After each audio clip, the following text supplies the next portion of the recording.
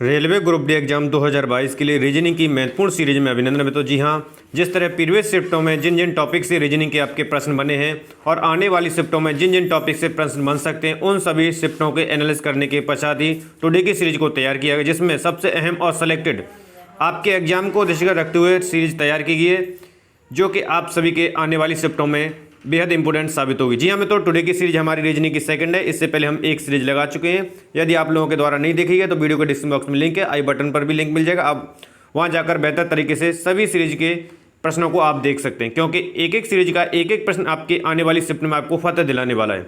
Today की series को आरंभ करते हैं। तो यहाँ से प्रश्न है, चार मित्र हैं ABCD, एक कॉफी शॉप में बैठे हैं। A व B आमने सामने बैठे हैं। D A के बगल में नहीं बैठा है, किंतु वह A के चेहरे के भावों को स्पष्ट रूप से देख सकता है। B C से बात कर रहा है जो उसके आमने सामने, यानी B और C आमने सामने है। ठीक है, तो इस तरह हम बना लेंगे। ठीक है, फिगर, और वीडियो को बीच में पॉज करेंगे और स्वयं से आप लगाएंगे। रफ और पेन लेकर के बैठ जाइए तब, क्योंकि जब तक आप स्वयं से नहीं लगाएंगे प्रश्न नहीं बनेगा। ठीक है, चलिए तो सॉल्व करते हैं प्रश्न को।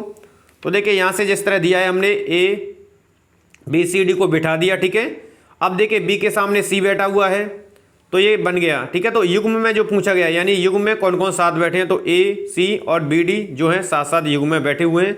अब आप ऑप्शन को देख लीजिए, AC और BD, ठीक है, साथ साथ में बैठे हैं। तो BD तो है नहीं, तो आपका AC दिया हुआ था, यानी ऑप्शन A यहाँ से करेक्ट हो जाएगा। चलिए अगले प्रश्न की ओर हम बढ़ते हैं। अगला प्रश्न है, अप्रैल महीने का पहला दिन बुधवार है। उसी वर्ष में मई माह की पहली तारीख को सप्ताह का कौन सा दिन होगा। प्रश्न को ध्यान से समझेंगे। उसी वर्ष में मई की पहली तारीख को सप्ताह का कौन सा दिन होगा। चलिए तो ज्ञात करते हैं हम। 2 अप्रैल से 1 मई तक के दिनों की संख्या, यानी 29 + 1, यानी कि दिनों की संख्या हमारी 30 हो जाएगी। अब अतिरिक्त दिन ज्ञात करेंगे। तो अतिरिक्त दिन ज्ञात करने के लिए क्या करते हैं, जो दिन दिए हो तो उसमें 7 का भाग देते हैं, तो 2 दिन शेष बचे, उसमें 2 और ऐड कर देंगे, तो यानी कि क्या होगा, शुक्रवार होगा। तो आपका राइट आंसर क्या हो जाएगा, यहाँ से शुक्रवार मिल जाएगा। ठीक है, यानी कि मई की पहली तारीख को जो सप्ताह का जो दिन था वो आपका फ्राइडे यानी कि शुक्रवार होगा। ठीक है, समझते हुए चलेंगे सारी चीज़ों को। अगला प्रश्न आपका, C के पास E से ज़्यादा पैसे हैं, E के पास B से ज़्यादा पैसे हैं, C A के बाद दूसरा सबसे धनी है। इन चारों में से किसके पास सबसे कम पैसे हैं। सबसे कम यानी कि गरीब बताना है भाई, A C E और B। ठीक है, यानी सबसे अधिक पैसे A के पास हैं, उससे कम C के पास हैं, फिर E के पास हैं, फिर जो सबसे कम है वो B के पास है, यानी सबसे कम पैसे वाला कौन है, B है। तो यहाँ से आप देख लीजिए, प्रश्न को ध्यान से समझते हुए देखेंगे तो आपका राइट आंसर यहाँ से B आएगा। ठीक है, जिसके पास सबसे पैसे कम हैं। प्रश्न को ध्यान से समझते हुए चलेंगे, वीडियो को बीच में पॉज करेंगे और स्वयं से आप लगाएंगे। ठीक है, नेक्स्ट है आपका, दिए गए विकल्पों में विशब्द शब्द को चुनना है। विकल्प देखने हैं आपको और समझते हुए उनको सॉल्व करना है। ठीक है, तो यहाँ से इसका जो राइट आंसर है वो ऑप्शन D, जो विषम है, सफ़ेद। बाकी बैंगनी, नीला, गहरा नीला, ये क्या है, आपके इंद्रधनुष के रंग है, जबकि वाइट नहीं है। ठीक है, ये छोड़ करके इनको। अगला प्रश्न, ठीक है, इसका देख सकते हैं। नेक्स्ट आपका, नेम को MZLD कोड में लिखा जाता है, तो क्लेम को किस कोड में लिखा जाएगा। जिस तरह एक पैटर्न, निश्चित पैटर्न को ये फॉलो करते हैं, मैंने आपको बताया था सीरीज से। ठीक है, तो नेम को MZLD लिखा जा रहा है, तो उसी पैटर्न में, उसी प्रारूप में क्लेम को क्या लिखा जाएगा। ठीक है, तो समझते हुए चलेंगे, सीरीज बनाएंगे। तो देखिए, नेम को लिखा जा रहा है MZLD, तो हम समझ चुके हैं कि 1 माइनस चल रहा है सभी में, और इसी तरह 1 माइनस करते हुए हम क्लेम को लिखेंगे, तो BKZHL मिलेगा। BKZHL आपको प्राप्त हो जाएगा।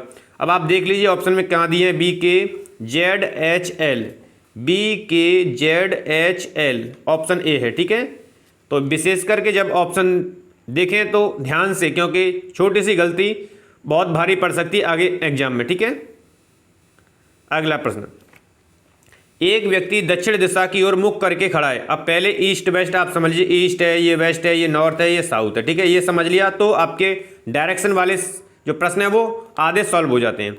वह अपने बाएं मुड़कर 10 मीटर चलता है, फिर अपने दाएं मुड़कर 15 मीटर चलता है, फिर वह अपने बाएं मुड़कर 5 मीटर चलता है, फिर वह अपने बाएं मुड़कर 15 मीटर चलता है। इस समय वह किस दिशा में मुख करके खड़ा है? तो प्रश्न को समझ लिया, दायां बायां समझे, ठीक है। दायां बायां समझ में आ रहा है तो खुद को स्वयं को इस जगह पर रख लीजिए और बहुत जल्दी सॉल्व होगा, यानी अपना दायां और अपना बायां इस तरह आपको डायरेक्शन में चेंज होते रहना, या फिर प्लस माइनस लगा लीजिए, ठीक है।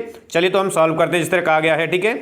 तो ये खड़ा है इधर मुंह की ओर, तो वेस्ट में चलेगा। फिर उसने अपने मुड़ा 15 किलोमीटर चला, फिर मुड़ा हुआ है 5 मीटर चला, फिर मुड़ा हुआ है 15 मीटर। अब हम देख रहे हैं कि उसका जो मुख है वो किधर है? उत्तर की ओर है, यानी उत्तर की दिशा में उसका मुख होगा।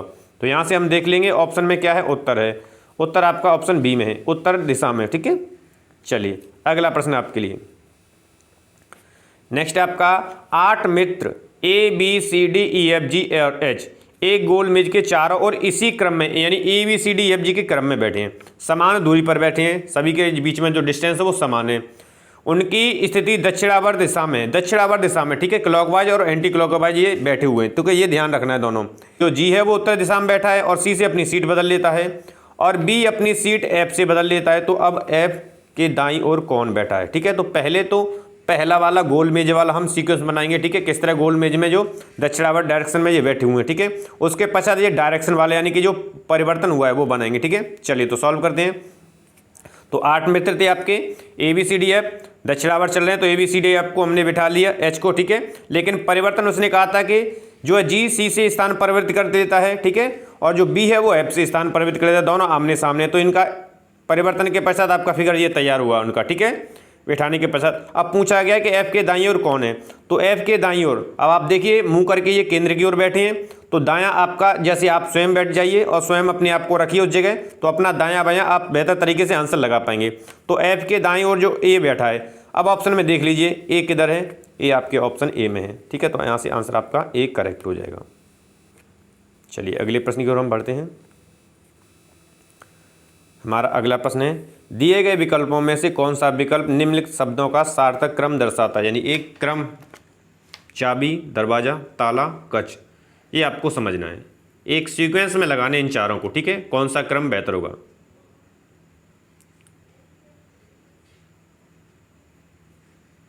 और ऑप्शन के अकॉर्डिंग भी देखना है हमने, ठीक है। तो पहले चाबी है, फिर ताला आएगा, उसके पश्चात दरवाजा आएगा, फिर कच्चा आएगा। तो यानी ऑप्शन सी यहाँ से करेक्ट हो जाएगा, ठीक है। 1 3 2 4 क्रम को एक बार समझ लेंगे। अगला है, किसी पंक्ति में x प्रारंभ से 14वें स्थान पर है और y अंत से 17वें स्थान पर है। शुरुआत में इधर से देखना है, अंत में इधर से देखना है। ये 14वां स्थान है, ठीक है, 14वां स्थान है ये, और अंत से ये 17वां स्थान है, ये ध्यान रखना है, ठीक है। ZX और y के ठीक मध्य में ये x है और ये y है, Z इनके बीच में बैठा हुआ है, ठीक है, मध्य में। यदि पंक्ति में कुल 48 व्यक्ति हैं, जो पूरी पंक्ति है यहाँ से लेकर के आपके यहाँ तक, इसमें 48 व्यक्ति हैं, तो x और z के बीच में कितने व्यक्ति हैं? चलिए संपूर्ण सॉल्यूशन नीचे देखते हैं हम, ठीक है। तो यहाँ से देखा 14वां स्थान x का है इधर से, और शुरुआत से और अंत से आपका y का जो है 17वां स्थान है, बीच में z बैठा हुआ है। कुल व्यक्ति 48 हैं, तो x और y के बीच में व्यक्तियों की संख्या हम ज्ञात कर लेंगे पहले तो भाई, क्योंकि x और y के मध्य में संख्या ज्ञात करें, ठीक है। ये x है आपका, ये y है, तो 48 माइनस के 14 प्लस 17वां जो स्थान है सभी को जोड़ देंगे, तो हमें 17 व्यक्ति मिले। किसके बीच में? x और y के बीच में 17 व्यक्ति बैठे हुए हैं, ठीक है। अब हमें x और z के बीच में, यानी ये z और ये x, इन दोनों के बीच में कितने व्यक्ति बैठे हैं वो ज्ञात करना है। तो x तथा z के बीच में व्यक्तियों की संख्या यानी कि 17 माइनस 1/2 बराबर यानी कि 8 व्यक्ति। सॉल्यूशन करेंगे तो यानी 16/2 बराबर 8 आपको प्राप्त होगा, ठीक है। अब आप ऑप्शन में देख लीजिए 8 व्यक्ति किस ऑप्शन में दिए हुए हैं, यानी आंसर सी है, तो सी ही करेक्ट होगा, ठीक है। चलिए अगला प्रश्न आपका, एक और प्रश्न है, यदि किसी महीने की 7 तारीख शुक्रवार से 3 दिन पहले हो तो महीने की 19 तारीख को कौन सा दिन होगा? किसी महीने की 7 तारीख शुक्रवार से 3 दिन पहले, यानी ये शुक्रवार है तो इससे 1 2 3 दिन पहले 7 तारीख थी, ठीक है। और महीने की 19 तारीख को कौन सा दिन होगा, ठीक है। चलिए तो इसको बेहतर तरीके से सॉल्व करते हैं। तो महीने की 7 तारीख का दिन, ठीक है, यानी शुक्रवार माइनस के 3 हो जाएगा तो हमें निकलेगा मंगलवार, यानी जो 7 तारीख को दिन था मंगलवार था, ठीक है। तो अगला मंगलवार 7 दिन बाद आएगा, यानी कि 14 तारीख को मिलेगा, ठीक है। और 19 तारीख को दिन, तो यानी मंगलवार में कितने जोड़ देंगे? 14 प्लस 5 करेंगे तभी तो 19 होंगे ना, तो मंगलवार में 5 दिन हम ऐड कर देंगे तो आपका रविवार प्राप्त होगा। तो अब आप ऑप्शन को देख लेंगे कि रविवार किस ऑप्शन में दिया हुआ है। ऑप्शन ए में दिया हुआ तो यही यहाँ से करेक्ट हो जाएगा। ठीक है, अगला प्रश्न आपके लिए। नेक्स्ट आपका, अंग्रेजी वर्णमाला में कितने बड़े अक्षर दर्पण में देखने पर समान दिखते हैं? यानी कि जैसे हम अक्षरों को अल्फ़ाबेटिक के जो ABCDEFGH तक होते हैं उनको हम देखते हैं कैपिटल लेटर। ठीक है, तो दर्पण में समान देखने को मिलते हैं, यानी कोई भी परिवर्तन नहीं होता उनको देखने पर। ठीक है, कितने वर्ण हैं? तो यहाँ से इसका राइट आंसर 11 हो जाएगा। 11 ऐसे वर्ण हैं जो अंग्रेजी वर्णमाला के कैपिटल लेटर हैं जो दर्पण में देखने पर समान दिखते हैं। ठीक है, कौन कौन से हैं वो देख लीजिए। AHIMOTUVWXY, ये 11 वर्ण हैं, इनको दर्पण में देखेंगे तो ये समान दिखते हैं। ठीक है, अगला प्रश्न आपका, प्रश्नवाचक चिन्ह के स्थान पर तार्किक रूप से क्या आएगी? तो देखिए, जब भी मिसिंग नंबर से प्रश्न आता है, मैंने आपको बताया था मल्टीपल सीरीज हो सकती है, स्क्वायर सीरीज हो सकती है, डिवाइड सीरीज हो सकती है और हाफ मल्टीपल, ये इस तरह की सीरीज आपको मिलेंगी। ठीक है, तो यहाँ से एक निश्चित पैटर्न को ये संख्या फॉलो करती हुई चलती है। ठीक है, तो हम पैटर्न को समझे पहले। तो 9, 3 और 13, 9, 3, 12, 3, 13, ये 25 हो रहा है ऐड करके। ठीक है, 10, 14, 24, 1, 25, ये भी 25 हो रहा है, यानी कि इन सभी को ऐड करके 25 आना है। 6 और 8 14 हुआ, 14 में कितने जोड़ें कि 25 हो जाएगा? तो 11 जोड़ें। तो यहाँ से आंसर आपका क्या होगा? D, 11 हो जाएगा। ठीक है, इस तरह समझना है, एक निश्चित पैटर्न है, यदि पैटर्न समझ लिया तो आपका क्लियर हो जाता है प्रश्न। एक दिन में एक घड़ी की सुइयां आपस में कितनी बार मिलती हैं, संपाती होती हैं या मिलती हैं, मतलब एक के ऊपर एक आती हैं। ठीक है, तो यहाँ से समझना है, घड़ी की सुइयों को देखना है आपस में कितनी बार मिलेंगी। चलिए, तो समझते हुए सॉल्व करेंगे हम इसको। तो देखिए, ट्रिक क्या याद रखनी है कि घड़ी की सुइयां जो प्रत्येक घंटे में इतनी बार आपके संपाती होती हैं, यानी एक के ऊपर एक होती हैं, तो इतने टाइम में एक बार होंगी, तो 24 घंटे में कितना हो जाएगा? सॉल्व करेंगे हम तो 22 बार आपको प्राप्त होगा। तो 22 आप यहाँ देख लेंगे ऑप्शन में, ऑप्शन सी यहाँ से करेक्ट हो जाएगा। ठीक है, अगला प्रश्न आपके लिए, श्रृंखला की अगली आकृति ज्ञात करें। ठीक है, तो कुछ श्रृंखलाएं दी जा रही हैं उनमें से, और श्रृंखलाएं भी आप एक निश्चित पैटर्न को ही फॉलो करती हैं, ये ध्यान रखें, वह पैटर्न आपको पता लगाना है। ठीक है, हम देख रहे हैं कि देखिए, पहली आकृति को हमने देखा, दूसरी आकृति को देखा, तीसरी को देखा और चौथी को आप पे प्रश्नवाचक चिन्ह है। तो पहली आकृति में और दूसरी आकृति में हमने देखा, एक तो भुजा बढ़ी इसकी। ठीक है, और 90 एंगल का ये चेंज हो गई, यानी 90 कोण पर ये घूम रही है और एक भुजा की वृद्धि हो रही है हर बार। अगली बार में भी एक भुजा की वृद्धि हुई और ये 90 एंगल का घूमी, तो अगली बार में भी वृद्धि होगी और ये 90 एंगल घूमेगी।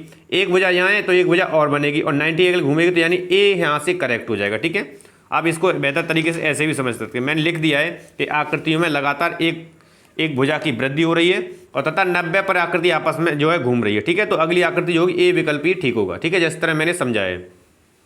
अगला, यदि माइनस का अर्थ भाग है, प्लस का अर्थ गुणा है और भाग का अर्थ घटा और गुणा का अर्थ जमा है, तो 20 -5 + 6 भाग 4 × 6 का मान होगा। तो मैंने आपको बताया था, इस तरह के जब भी प्रश्न दिए तो मैंने ट्रिक क्या दी है, सबसे पहले तो वह इक्वेशन को लिख लीजिए जो दी गई है। ठीक है, उसके पश्चात इन चिन्हों का जो परिवर्तन है, परिवर्तन करने के पश्चात जो चिन्ह है उनको लिखिए। ठीक है, तो देखिए यहाँ किस तरह लिखेंगे, ये इक्वेशन हमने एजिटेड रख ली, तो उसमें जैसा कहा गया है, यानी कि माइनस वाले को क्या कर दिया उसने, भाग बना दिया, प्लस वाले को गुणा बदल दिया और भाग को माइनस में बदल दिया, गुणा को प्लस में बदल दिया। तो ये नीचे वाले चिन्ह हमारे लिए वैलिड है, इसी से हमें कैलकुलेशन करनी है जिस तरह हमें कहा गया है। तो नीचे वाले चिन्हों को लगा करके हम इक्वेशन बना लेंगे। तो 20 भाग 5 गुणा 6 - 4 + 6, बोर्ड मास का नियम याद है, सबसे पहले भाग।